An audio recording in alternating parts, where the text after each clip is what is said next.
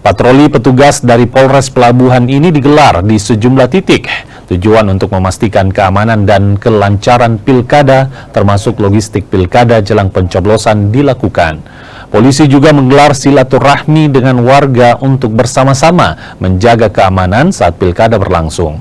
Hari ini kami dari Polres Pelabuhan Makassar melaksanakan kegiatan patroli sekaligus samban silaturahmi kepada masyarakat untuk memastikan situasi dan kondisi H-1 menjelang hari pemungutan suara dalam keadaan kondusif dan terkendali.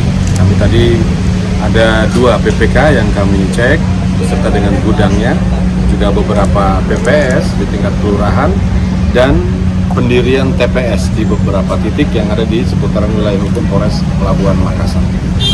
Sementara itu, penjabat Gubernur Sulsel bersama dengan Forkopimda, KPU, Bawaslu, serta Forum Kerukunan Umat Beragama atau FKUB dan seluruh pasangan calon kepala daerah menggelar doa bersama.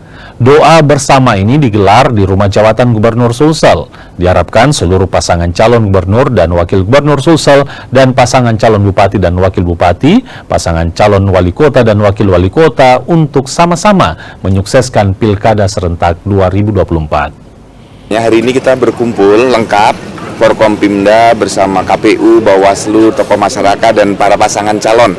Ini hadir para pasangan calon gubernur, wakil gubernur, ya, lengkap dengan para bupati, wakil bupati dan wali kota yang dekat dengan di Makassar. Kita undang untuk doa bersama menuju pilkada yang damai, aman dan semuanya bisa memilih dengan rasa bahagia.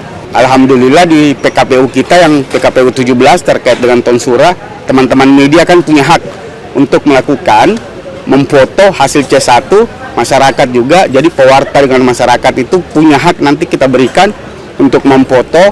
Ini adalah bagian daripada ruang akuntabilitas yang dibuka oleh regulator kita KPU RI agar semua transparan, kita sama-sama mengawal hasil pemilu. Apapun itu, hasil pemilu yang otentik, yang sah itu adalah apa yang nanti yang kami tetapkan, bukan hasil yang disampaikan oleh lembaga survei.